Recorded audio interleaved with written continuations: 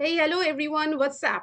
So, today we discuss our budget 2022 with MCQ and explain जो बहुत ही कंपेक्ट information session होने वाला है तो don't go anywhere so let's start. तो पहले हम डिस्कस करेंगे कि आज बहुत ही एक दुखजनक घटना है कि हमारी जो लता मंगेशकर जी, सिंगर लता मंगेशकर जी, उनका देहांत हो गया है। She is no more, she passed away. तो बहुत कम लोग होते हैं इनके तरह जो अपने कला से एक बहुत बड़ा पहचान बनाते हैं और अपने पैशन को फॉलो करके अपने पैशन से नाम बनाना इज नॉट अ जोक। जो इनसे हमें सीखने को मिलते हैं, अपने पैशन को फॉलो करो, अपने पैशन में डेडिकेट रखो, तो फिर आप अ, आगे जाके उस पैशन से ही आपको नाम मिलेंगे, आपको पहचान मिलेंगे। तो ये हम सबको एक शिक्षा देती है, चाहे छोटे हो, चाहे बड़े हो, चाहे मिड एज हो, सब इनको पसंद करके इनके गाना पसंद करते हैं। तो एक भारत के लिए एक प्राउडफुल पर्सन है जो आज हमारे बीच नहीं रहे। बहुत ही दुखजनक घटना है। उनका एज 92 ईयर है। 92 ईयर में वो अपने आज हमारे बीच में नहीं रहे and she is known as nightingale of India, जिनको नाइटिंगेल ऑफ इंडिया कहा जाता है देश के लिए। तो आज हम इनकी कुछ बातें भी जानेंगे, उसके बाद हम बजट के सेशंस चालू करेंगे। सिंगर लता मंगेशकर जी, जिनका पहला नाम था हेमा मंगेशकर, जो 28 सितंबर 1929 में उनका जन्म हुआ था और 2022 6 फरवरी आज उनका देहांत हो गया है and she is known as nightingale of India and queen of melody. Queen of melody and nightingale of India उनको कहा जाता है। एंड एक ऐसा इंसान है, she is recorded and 36 Indian language song. ये इज नॉट अ, ये कोई छोटा मोटा बात नहीं है कि हम लोगों को एक दो लैंग्वेज ही शायद आते हैं, उन्होंने 36 इंडियन लैंग्वेज में वो गाना गाया है and she received several honour and award. जिनको 1987 में उनको दादा साहेब फाल्के अवार्ड मिला था एंड भारत रत्न भी उनको मिला है। एंड फ्रांस से उनको हाईएस्ट सिविलियन अवार्ड, जो फ्रांस का जो हाईएस्ट सिविलियन अवार्ड है वो है लेजेंड ऑफ ऑनर, ये अवार्ड भी उनको मिला है। एंड तीन थ्री नेशनल फिल्म अवार्ड उनको मिला है and 15 Bengali film journalist association award मिला है and 4 film fair best female playback award भी उनको मिला है and 2 film fair special award, जो लाइफ टाइम अचीवमेंट अवार्ड भी मिला है। तो एक महान इंसान, एक ऐसा इंसान हर शायद एक जनरेशन, बहुत बड़ा जनरेशन के बाद आता है, उनसे बहुत कुछ सीखने को मिलते हैं। एंड इन 1974 में she is the first Indian to perform Royal Albert Hall, जो लंदन की रॉयल एल्बर्ट हॉल है, उनमें वो परफॉर्म किया था। एंड बताया जा रहा है कि उनका कोविड पॉजिटिव भी था। एंड मुंबई के जाने माने जो हॉस्पिटल है, जिनका नाम है ब्रेच कैंडी हॉस्पिटल, उनमें उनका देहांत हो गया है। ये हमारे लिए, सारे भारत के लिए बहुत ही खराब एक दुखजनक घटना है, पर उनके जो अचीवमेंट है वो हमें बहुत कुछ सीखने को मिलते हैं, बहुत कुछ सिखाते भी है और आने वाले बहुत जनरेशंस उनको उनके गानों से उनको याद रखेंगे। सो आज उनके लिए एक श्रद्धा ज्ञापन से हम स्टार्ट करते हैं हमारी sessions. So our first question is who presented the budget in parliament. Parliament में कौन अपना बजट पेश करता है? ये बहुत ही बेसिक चीज क्वेश्चन है, ये आपको आना चाहिए। Home minister, prime minister, finance minister, president, कौन पार्लियामेंट में बजट पेश करता है? That is finance minister.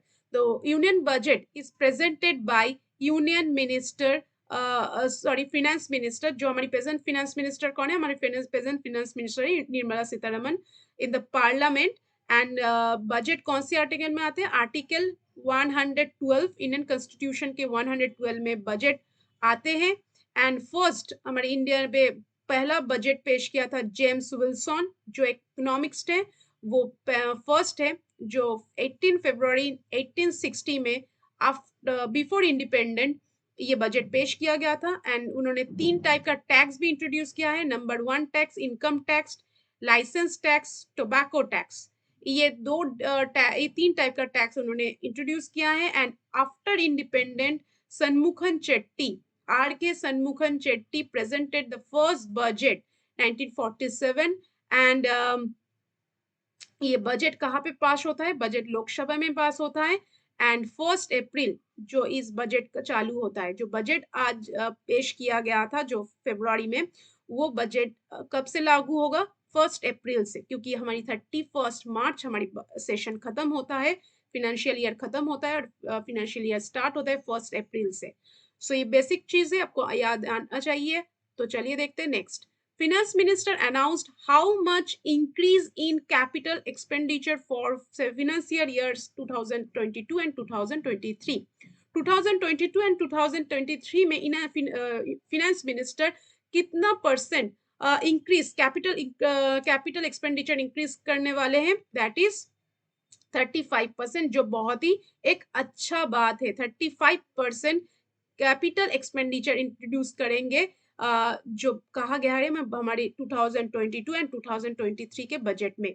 कितना परसेंट इंक्रीज करेंगे कैपिटल एक्सपेंडिचर? 35% इंक्रीज करेंगे। वो लोग और भी गवर्नमेंट की जो एसेट है, हमारी देश की जो एसेट है वो बनाने के लिए 35% इंक्रीज करेंगे। तो चलिए देखते हैं next. How much Indian government earn from income tax? Income tax से गवर्नमेंट को कितना खर्चा हो, कितना टैक्स मिलता है? तो दैट इज 25%। 25% गवर्नमेंट को टैक्स मिलते हैं इनकम टैक्स से। हम और भी छोटे मोटे बहुत सारे बजट सेशंस पे कितना क्वेश्चन आ सकता है हमारी आने वाले एग्जाम में, हम उनके लिए एक सेशन और भी बनाएंगे। जो जो इंपॉर्टेंट लगेंगे हम उनके लिए एक सेशन बनाएंगे। जो छोटे मोटे बहुत सारे जो मुझे लगता है आप लोगों को जानना चाहिए, सबको जानना चाहिए, हम उसके लिए सेशन जरूर बनाएंगे। और अभी तक के लिए जो लोग ये वाला सेशन को लाइक नहीं किया तो please like our channel and subscribe our channel and इसको शेयर करो ताकि हमें भी मोटिवेट मिले। एंड आप लोग हमारे इंस्टाग्राम एंड टेलीग्राम पे ज्वाइन कर सकते हो, यहाँ पे सारे पीडीएफ का मिल जाएंगे आपको। तो चलिए देखते हैं next. What was the GDP growth rate of India in 2021 and 2022? So 2021 and 2022 में इंडिया में कितना जीडीपी ग्रोथ रेट हुआ था बताइए? That is 9.2। So according to in economic survey के अनुसार, इकोनॉमिक सर्वे जो बजट के एक दिन पहले आते हैं, तो इकोनॉमिक सर्वे में कहा गया है 2021 एंड 2022 में कितना जीडीपी ग्रोथ हुआ है? That is 9.2%। 9.2% ग्रोथ हुआ है 2021 एंड 2022। और 2022 एंड 2023 में जीडीपी ग्रोथ कितना होने वाला है? ये टारगेट लिया है 8 से लेकर 8.5 तक। ये बहुत इंपॉर्टेंट है, याद रखना, क्योंकि जीडीपी ज्यादातर पूछा जाता है। तो जो पहले वाला जो सेशंस था, जो इकोनॉमिक सर्वे निकाला है बजट की एक दिन पहले, उनमें आने वाले जो ईयर था तो उनमें कितना खर्चा हुआ, उनमें कौन सी चीज में कितना खर्चा हुआ, जीडीपी ग्रोथ कितना है, ये सारे लिस्ट प्रोवाइड करते हैं। और इकोनॉमिक सर्वे की एक दिन बाद जो फरवरी में रिलीज होते हैं वो है बजट। बजट में कहा जाता है कि आने वाले जो ईयर है उनमें कितना चीज में कितना खर्चा करने वाला है गवर्नमेंट के द्वारा। सो 2021 एंड 2022 में 9.2% बजट जीडीपी ग्रोथ हुआ है हमारी देश का। और आने वाले जो ईयर है उनमें कितना जीडीपी ग्रोथ होने वाला है? 8 से लेकर 8.5 तक। Okay, I think clear. तो चलिए देखते हैं next. Which bank will introduce budget digital रूपी इन इंडिया? तो हमारे इंडिया में कौन से डिजिटल रूपी कौन बैंक इंट्रोड्यूस करेंगे? तो फिनेंस मिनिस्टर निर्मला सीतारमन जी अनाउंस किया है कि बजट, यूनियन बजट 2022 एंड 2023, बार बार 200 आ जाते हैं। सो 2022 एंड 2023 में फिनेंस मिनिस्टर जो हमारी निर्मला सीतारमन जी ने अनाउंस किया है कि जो डिजिटल रूपी है, ये डिजिटल रूपी कौन लेकर आएंगे? आरबीआई लेकर आएंगे। तो फिनेंस मिनिस्टर अनाउंस किया है कि द डिजिटल करेंसी और डिजिटल रूपी will be introduced by central bank of India using blockchain system and other technology.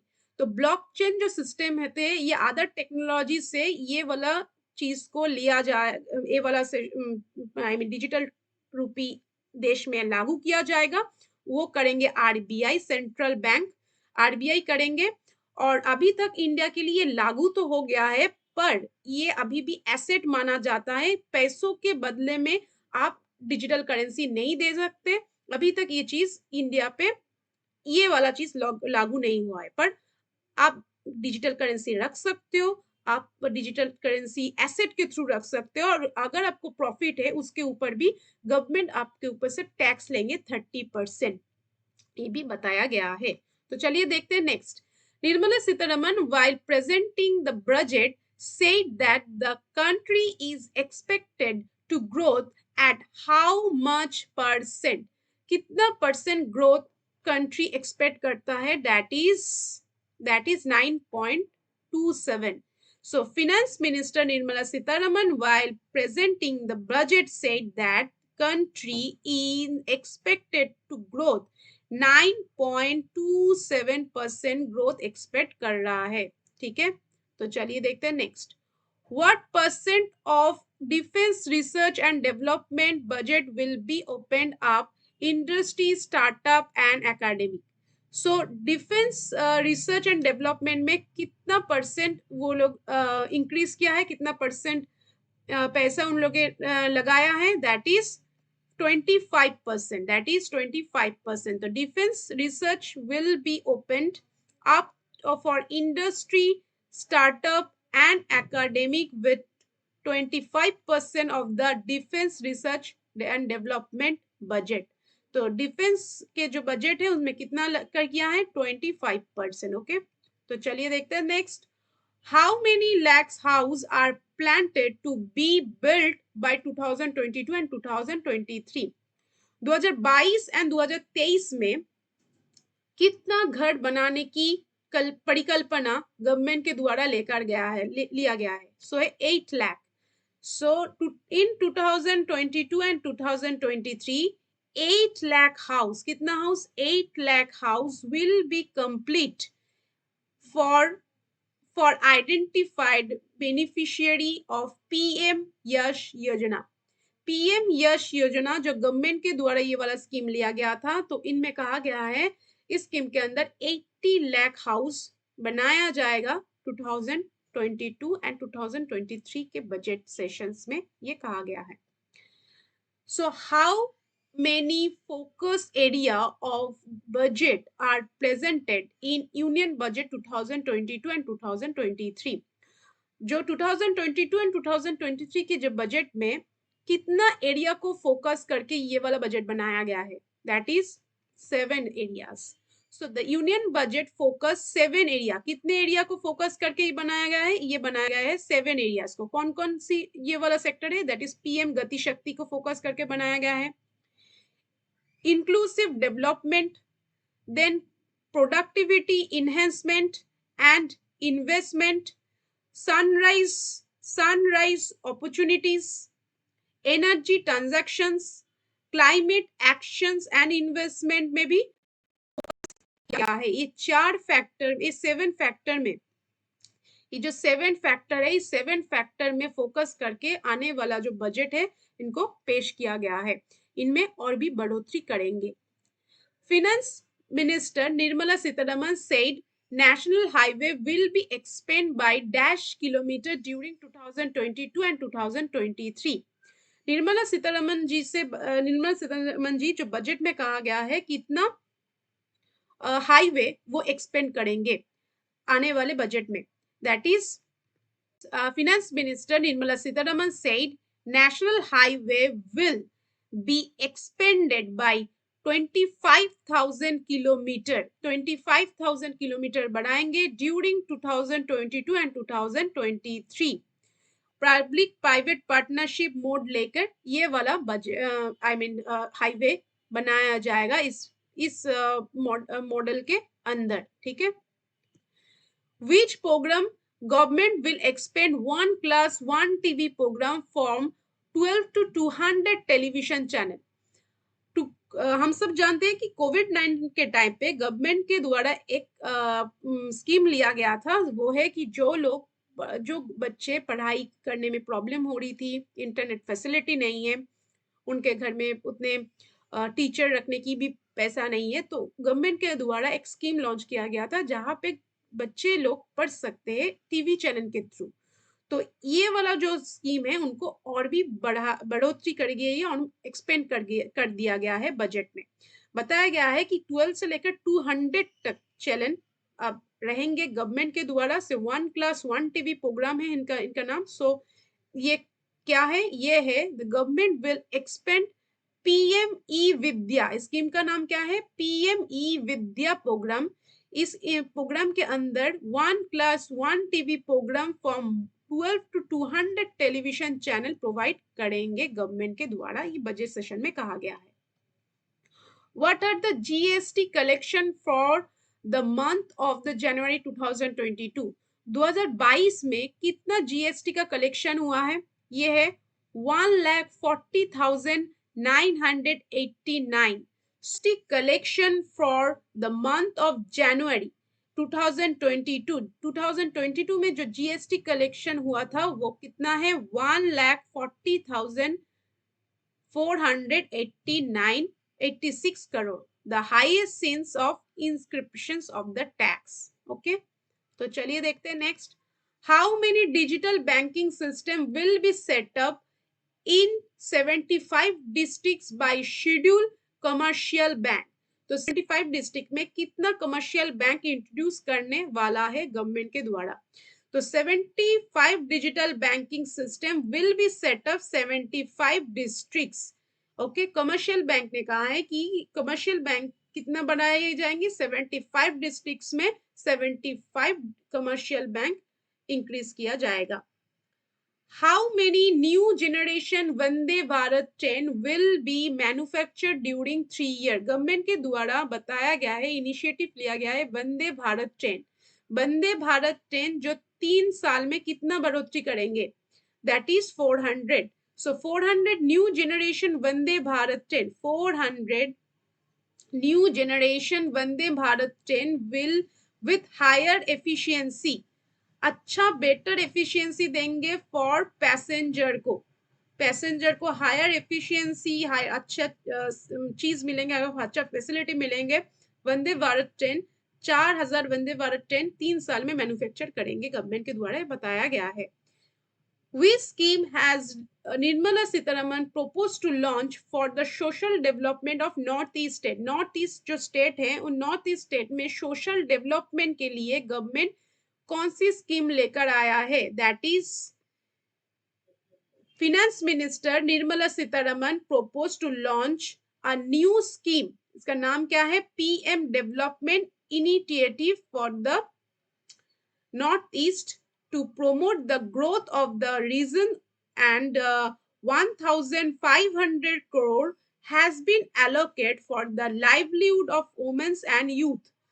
तो नॉर्थ ईस्ट जो स्टेट है उनके सोशल डेवलपमेंट के लिए भारत सरकार अपने बजट में स्कीम लेकर आया है, दैट इज पीएम प्रधानमंत्री development initiative for north east. ये वाला स्कीम के अंदर ये वाला चीज लेकर आया है कि वो लोग अपने सोशली नॉर्थ ईस्ट स्टेट को डेवलप करेंगे और उनमें जितने वुमेन्स है, यूथ है, उनके लिए 1,400 करोड़ एलोकेट किया है ताकि उन लोगों की लाइवलीहुड इंक्रीज हो पाए। Next is what is the total budget? ये बहुत इंपॉर्टेंट क्वेश्चन है। टोटल बजट कितना है? Total budget of India 2022 and 2023, government ने कितना पैसा एलोकेट किया है कि 2022 एंड 2023 में वो खर्चा करेंगे? यही तो बजट होता है, that is 39.45%। so the total expenditure in 2022 and 2023 is estimate at 39.45 lakh crore ये एलोकेट किया है कि ये इतना ही बजट वो लोग आने वाले जो 2022 और 23 के बजट में खर्चा करने वाले हैं, इनमें कम मतलब ये एलोकेट किया है। And while the total receipt of the borrowing estimate rupees 222.84 lakh crore. Okay, ये बहुत इंपॉर्टेंट है, याद रखना। तो thank you so much for watching. अगर आपको ये वाला सेशन कम्पैक्ट इंफॉर्मेटिव लगा so please like our channel and subscribe our channel and इसको शेयर कीजिए। और भी हम छोटा मोटा बजट के जितने क्वेश्चन से आते हैं वो क्वेश्चन हम लेकर आएंगे। और आपको प्रोवाइड करेंगे, और आप लोग हमारी चैनल पे हमारे साथ जोड़ सकते हो, टेलीग्राम चैनल एंड इंस्टाग्राम पे, जहाँ पे हम ये सारे पीडीएफ पेश करते हैं। तो thank you so much, good bye.